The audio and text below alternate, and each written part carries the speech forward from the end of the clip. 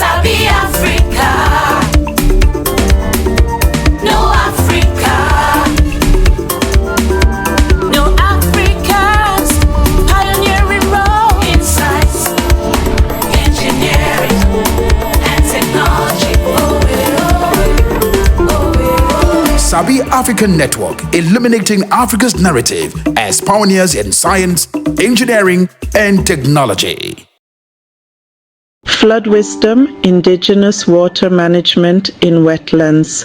Do you know that long before satellite flood mapping and hydraulic models, African communities had already mastered the complex dance between land and water? For over 1,000 years, they have read the pulse of rivers, predicted floods without sensors, and turned wetlands, those spaces modern planners call risk zones, into life-sustaining ecosystems. This is flood wisdom, Africa's indigenous hydrological science, where technology flows with nature, not against it. In African hydrological philosophy, water is not an enemy to be controlled, it is a living system to be understood. Communities across Mali, Nigeria, Botswana, and Tanzania see wetlands as partners, natural sponges that absorb floods, release water slowly, and nourish biodiversity.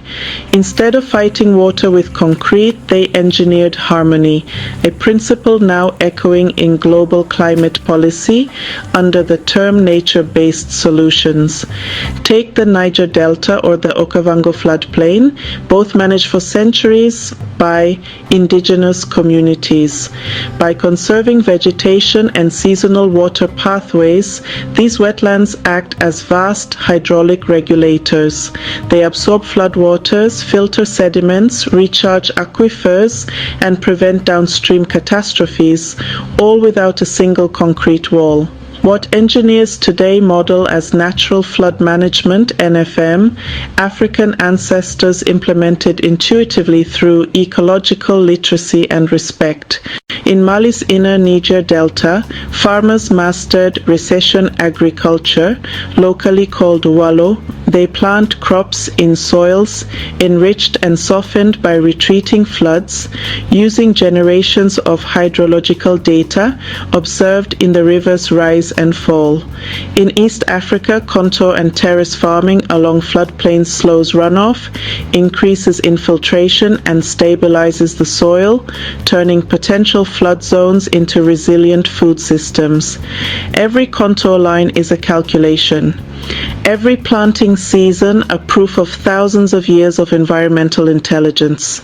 Before radar and meteorological satellites, Africa had its own predictive technology, nature itself.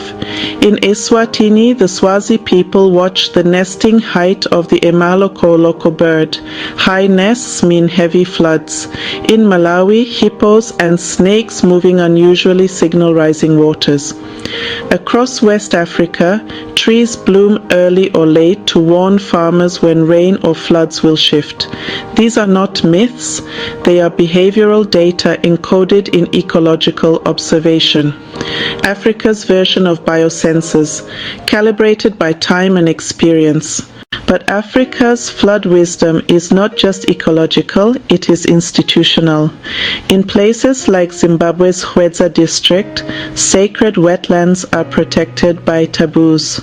Ecological no-go zones preserving headwaters and springs. In South Africa, the Mabunda principle ensures that everyone helps repair water channels after floods.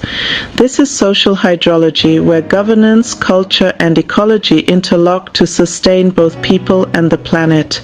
The system is not just sustainable, it is ethical. Indigenous African water law ensures fairness in scarcity. Water for drinking and food production always comes before commercial use. Allocation is guided by moral logic, not profit, ensuring that no one is left dry. This deeply ethical water management approach creates social resilience models, what modern hydrologists now call equitable water governance. In Botswana's Okavango Delta, the flood arrives in the dry season, a paradox modern hydrology still marvels at. The Waye and Hambukushu people live in perfect rhythm with this inverted hydrology. They move with the water using mokoro, carved canoes that glide through shifting channels.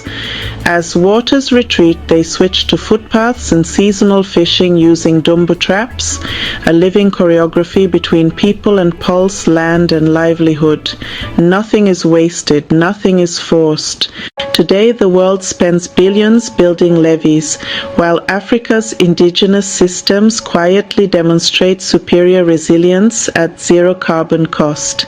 The new global concept of natural flood management, rewetting floodplains, restoring mangroves and reconnecting rivers is a scientific return to Africa's old ways. Flood wisdom is not primitive, it is a form of biomimetic engineering, honed by observation, encoded in story, and refined through practice. As climate change magnifies floods and droughts, the world is rediscovering what Africa never forgot. That resilience begins with respect. African flood wisdom proves that sustainability isn't always invented in laboratories. Sometimes it is inherited through song ritual and the rhythm of rain. This is not just history, it is hydrological heritage. The future of global water management flows back to Africa. If you thought Africa only endured the flood, now you know Africa was designed with it. Subscribe to learn more about indigenous technology shaping our world's sustainable future.